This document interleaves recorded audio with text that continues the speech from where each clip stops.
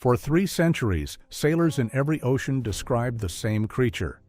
Vast enough to be mistaken for a coastline, it rose without warning and pulled entire ships below the surface. They called it the Kraken, and every mariner alive feared it. Before we dive in, comment where in the world you're watching from, and don't forget to click subscribe. There is a particular kind of fear that only the open ocean produces. You are days from any coast. The water beneath your hull is 2 miles deep. You cannot see the bottom. You cannot know what lies there. Every sailor who ever crossed the Atlantic or navigated the Norwegian Sea understood this fear at a physical level, not as an abstract concern, but as a daily companion. The Kraken was born from that fear, but it was not born solely from imagination. The sailors who described it were not fools, and they were not liars. They were experienced men who had spent years at sea, who could read weather and current and the behavior of ocean creatures with a precision that landsmen could not approach. When they described something enormous rising from the deep, circling their vessels, dragging ships under with its arms, they were describing something they believed they had seen. The question that took centuries to answer was whether that something was real. The name itself is Norwegian, derived from the Old Norse word for something twisted, crooked, or uneasy. The Kraken appears in Norwegian maritime tradition as far back as written records go in that culture. The earliest formal descriptions come from the 1200s, when Icelandic texts referred to a massive sea creature called the Hafgufa, which translates roughly to sea mist or sea haze, a name that itself suggests something that appeared and disappeared like weather, vast and nebulous and not quite solid. It was described as so large that it was sometimes mistaken for an island by sailors who anchored near it, only to find their island was alive. This specific detail, the creature mistaken for an island, appears across an extraordinary range of cultures and centuries. Arab sailors wrote of a creature called the Zaratan. The 15th, 16th, and 17th centuries were the golden age of European maritime expansion and also the golden age of documented sea monster encounters. As more ships ventured further from familiar coastlines into genuinely open ocean, the volume of reported encounters with enormous unknown creatures rose dramatically. This is sometimes presented as evidence that the encounters were fictional, the product of sailor superstition amplified by isolation and fear. But there is another way to read it. As ships moved into the open Atlantic, the Pacific, and the deep waters of the Norwegian and Greenland seas, they were genuinely entering the territory of large cephalopods, giant squid and their relatives, creatures that had existed in those waters for millions of years, but that European sailors had never encountered in their usual coastal routes. The Scandinavian tradition produced the most detailed early accounts. Bishop Erik Pontoppidan of Bergen published his Natural History of Norway in 1752, and his description of the Kraken is among the most precise and influential ever written. Pontoppidan was a churchman and an educated man who was deeply skeptical of superstition. He interviewed fishermen and sailors systematically, cross-referencing their accounts, identifying consistencies, and discarding obvious exaggerations. What he arrived at was a description of an animal of extraordinary size, perhaps 1.5 miles in circumference, that floated near the surface in the deep waters off Norway, attracted fish above it in such numbers that the fishing was remarkably good around it, and then occasionally dove, creating a whirlpool that could endanger any vessel caught above it. The Kraken was not merely a legend of Norwegian fishermen and Enlightenment naturalists. It was a living presence in the culture of the men who sailed the Caribbean, the Atlantic seaways, and the routes between Europe and the Americas during the golden age of piracy, roughly the 1680s through the 1730s. Pirates were not ignorant men. Many of them were experienced sailors who had served in legitimate navies or merchant fleets before turning to piracy. And some of the most successful pirate captains were genuinely learned individuals with detailed knowledge of navigation, astronomy, weather, and the natural world of the ocean. They operated in waters that were, in terms of deep ocean biology, almost completely unknown. The Caribbean waters above the Puerto Rico Trench, which reaches depths of over 8,000 meters, are home to one of the most biologically diverse marine environments on the planet. The deep water off the coast of Hispaniola, where pirates operated extensively, sits above an abyssal plain that has never been fully explored. The routes between the Caribbean and the African coast, which pirates used for the slave trade when they engaged in it and for raiding slave ships when they did not, crossed open Atlantic waters above the mid-Atlantic ridge, where deep water circulation brings cold, nutrient-rich water to the surface and supports enormous populations of large marine animals. Pirate accounts of enormous sea creatures in these waters are scattered through the historical record, though they receive almost no academic attention because pirates did not write formal natural histories, and their accounts are embedded in sources that historians have not typically mined for zoological information. One of the most persistent elements of Kraken mythology is the image of arms reaching above the level of the ship's deck, wrapping around masts and rigging, pulling the vessel sideways in the water. This image is dramatic enough to seem purely fantastic, but it has a biological basis that becomes clear once you understand the actual dimensions and behavior of the largest cephalopods. The colossal squid, Mesonychoteuthis hamiltoni, is the largest invertebrate on Earth by mass.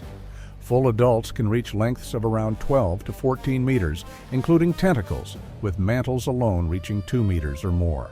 The giant squid, Architeuthis ducks, can reach even greater total lengths, with some specimens showing tentacles extending to over 13 meters from the tip to the tail. These animals have the largest eyes of any creature on Earth, eyes that can be 30 centimeters across, specifically adapted to detecting the faint bioluminescent flickers of prey and predators in near-total darkness. Giant squid live primarily at depth, between 200 and 1,000 meters below the surface, but they come to shallower water under specific conditions. Sick or dying individuals frequently surface. Individuals disoriented by underwater noise or seismic activity have been found at the surface. During certain seasons, particularly in cold northern waters, feeding aggregations have been documented in relatively shallow water. And most significantly for the purposes of historical encounters, giant squid appear at the surface with some regularity in the deep waters around the Norwegian Sea, the Azores, and the waters west of the Iberian Peninsula, precisely the areas where the most credible historical Kraken encounters were documented. Pontoppidan's description of the Kraken diving and creating a whirlpool dangerous to ships above it has been treated as the most obviously fantastic element of the legend. Whirlpools that can sink ships created by a diving animal seem physically absurd, but the whirlpool element of the Kraken legend has a more nuanced origin than simple invention. Large diving marine animals do create significant water disturbance. A sperm whale sounding from near the surface creates visible turbulence across a wide area. A group of large cephalopods descending simultaneously from near the surface into deeper water would create observable water movement. In shallow coastal water, this kind of disturbance from a large mass of animals could be significant. But in the open ocean, it would not create a whirlpool capable of endangering a ship. What it could do, and this is the element that the Kraken legend may have absorbed from actual observation, is create visible circular water motion, a boiling or churning area on the surface that sailors unfamiliar with the behavior of large marine aggregations would not have a ready explanation for. Add to this the genuine and documented phenomenon of the maelstrom, the tidal whirlpool off the Norwegian coast that is real, dangerous, and which Pontoppidan himself wrote about in the same volume as the Kraken. And you have a context in which the association between large, unknown sea creatures and dangerous water movement becomes understandable as a fusion of real observations rather than pure invention. The Saltstraumen, near Bodø in Norway, is the strongest tidal current in the world. The Moskstraumen, the maelstrom of Norwegian legend, is dangerous enough to have sunk vessels in historical times. In 1735, the Swedish naturalist Carl Linnaeus published the first edition of his Systema Naturae, the foundational document of modern biological taxonomy. In early editions, Linnaeus included the Kraken in his classification system under the vermes, the category then used for invertebrates, describing it as a creature of the Norwegian Sea. This is remarkable. The man who created the system by which all living things are still named and classified took the Kraken seriously enough to include it in his formal taxonomy of known creatures. He later removed it in subsequent editions, possibly under pressure from colleagues who considered its inclusion an embarrassment, but the fact that it was ever there at all tells us something important about how the Kraken was perceived by serious naturalists of the 18th century. It was not to them clearly in the category of pure myth. It occupied the same uncertain territory as the platypus, as the giant tortoise, as dozens of other creatures that were reported by travelers and sailors and that naturalists had not yet personally examined.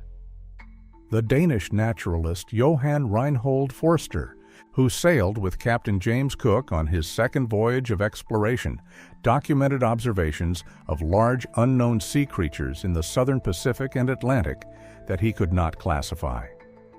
Cook's own journals contain references to enormous tentacled creatures observed at depth. The naturalists of the great age of exploration were not dismissing these encounters. They were collecting them, uncertain of their significance, but aware that the ocean contained unknown biology of extraordinary scope. The turning point came in 1873 on the coast of Newfoundland. Two fishermen named Daniel Squires and Theophilus Pico were out in a small boat near Portugal Cove when they came upon a large floating object they initially took for wreckage. One of them struck it with a boathook. The object moved. Two enormous arms came out of the water and reached for the boat. What followed was a fight for survival. The men paddled desperately away. One of the arms came over the gunwale of the boat. A young boy named Tom Picot, 12 years old, who was aboard the boat, took a hatchet and cut through the arm. The creature retreated. The men made it to shore. They brought the severed arm with them. The arm measured 19 feet. It was taken to Reverend Moses Harvey of St. John's, a clergyman and amateur naturalist who had been collecting reports of large sea creatures from Newfoundland fishermen for years. Harvey recognized immediately that the arm was the limb of a giant squid of unprecedented size. He had it photographed and sent descriptions to the scientific community in Britain and North America. What followed over the next decade was extraordinary. The Newfoundland coast, sitting above some of the deepest water in the North Atlantic, proved to be the site of multiple giant squid strandings and encounters in the 1870s. Reverend Harvey collected specimens. Scientists finally had physical evidence. The giant squid, Architeuthis dux, was formally described as a species based on this material. The creature that sailors had been describing for centuries was real. It was not the size of an island. It was not capable of pulling a full sailing ship under. But it was enormous by any standard, and it was real, and it had been there all along. The best evidence for the true scale of giant squid did not come from the animals themselves, but from their predators. Sperm whales, the largest toothed predators on Earth, feed almost exclusively on large squid. The stomach contents of harvested sperm whales, documented extensively during the Great Whaling Era and analyzed by biologists in the 20th century, told a story of prey animals that dwarfed anything yet captured or washed ashore. The beaks of squid are made of hard chitin and survive digestion almost intact.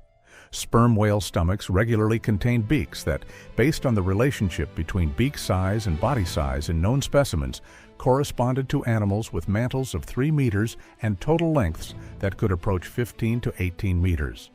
Some beaks found in sperm whale stomachs corresponded to animals even larger, though the precise scaling calculations are debated among researchers. Sperm whales themselves bear the evidence of these encounters on their bodies.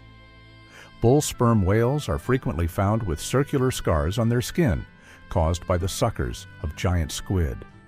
These suckers in large adult squid are lined with sharp teeth-like serrations that leave distinctive round marks.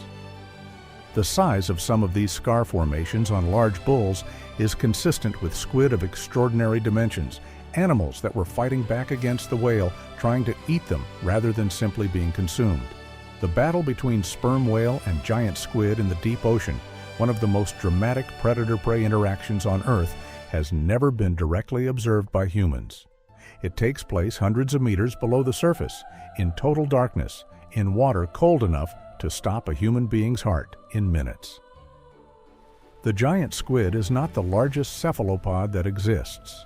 That distinction belongs to the colossal squid, Mesonicotuthis hamiltoni, first described scientifically in 1925 from 2 tentacles found in a sperm whale's stomach.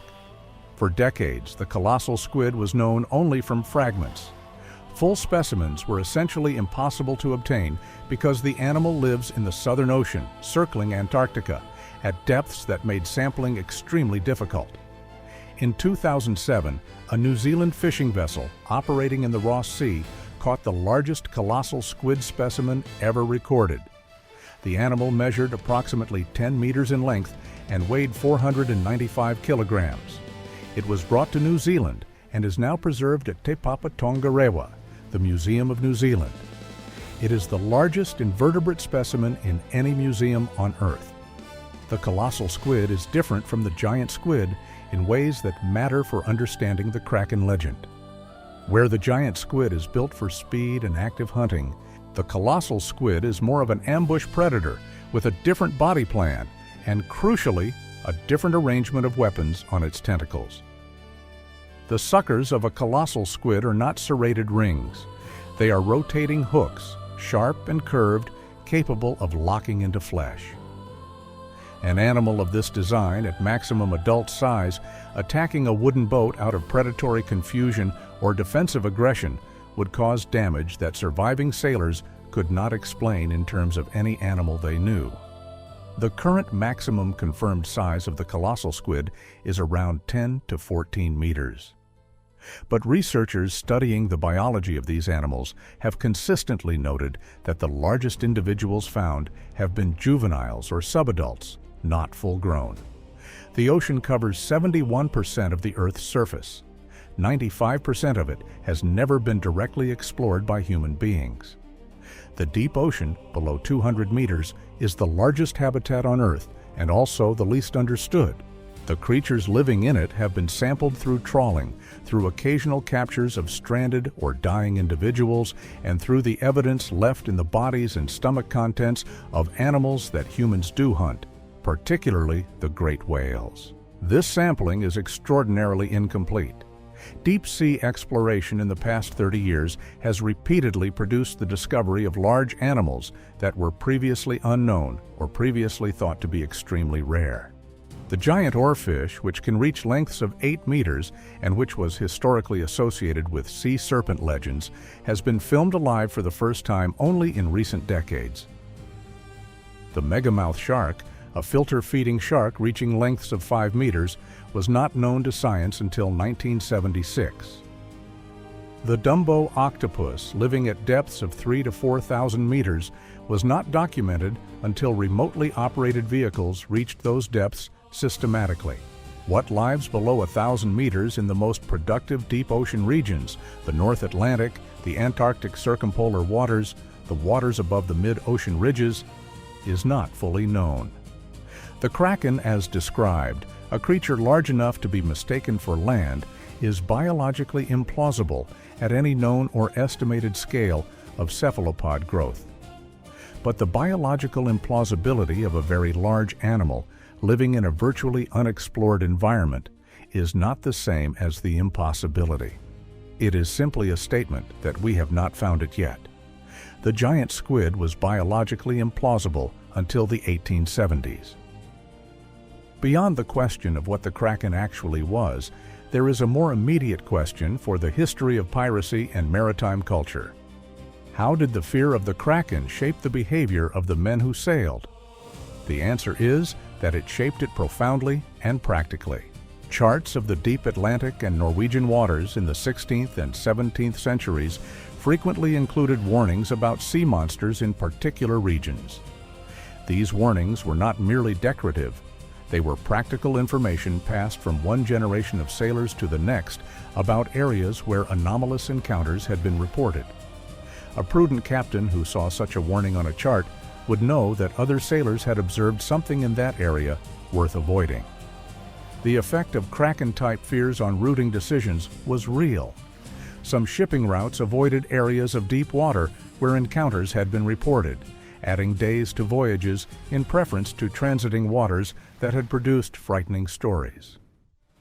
The Sargasso Sea, that eerily calm patch of the central Atlantic whose floating seaweed was associated in sailor mythology with trapped ships and unknown horrors, was avoided by cautious navigators for reasons that were partly rational and partly driven by accumulated fear. For pirates specifically, the Kraken occupied a particular place in their psychological world. A pirate crew operated in a state of existential fear that was multidimensional: fear of naval pursuit, fear of weather, fear of hostile coastlines, fear of disease, fear of mutiny, and underlying all of it, the fear of the sea itself. The Kraken, whether believed literally or metaphorically, externalized the terror of the deep ocean into an image that men could share and discuss and build a common language around. The final truth about the Kraken is that it was never entirely wrong. The specific claims were wrong. It is not large enough to be an island. It does not create whirlpools that sink ships. It does not lie dormant on the ocean floor waiting to rise. But the underlying claim that the deep ocean contains creatures of extraordinary size and strangeness that human beings had not categorized or even imagined was entirely correct. The giant squid confirmed it. The colossal squid extended it. The deep-sea fauna documented by remotely operated vehicles over the past 40 years extends it further still. The ocean floor beneath the waters where pirate ships sailed is home to animals that no pirate ever saw, and no natural historian of the age could have predicted. Bioluminescent creatures, creatures with body plans unlike anything in the shallow ocean, creatures that communicate through light, creatures that can survive pressure that would crush a submarine, creatures whose intelligence and sensory capability rival or exceed those of the animals that humans have traditionally categorized as intelligent. The giant squid has finally been photographed in its natural deep ocean environment for the first time in 2004 by Japanese researchers Tsunemi Kubodera and Kyoichi Mori. The photograph showed an animal that was actively hunting at depth, alert, purposeful, and entirely unlike the passive blob that washed-up specimens had suggested. In 2012, a giant squid was filmed alive in deep water for the first time. The footage showed something that the sailors who described the Kraken would have recognized immediately. A creature of enormous size, moving through the darkness with absolute confidence, completely at home in a world that human beings could barely reach and could not survive in. The Kraken was never just a monster. It was the ocean telling sailors the truth about itself, that the deep was infinite, unknowable, and full of things that defied every category they had. The giant squid proved it real. The ocean floor proved it plausible. Every ship that vanished without explanation left one question open: what actually rose from below?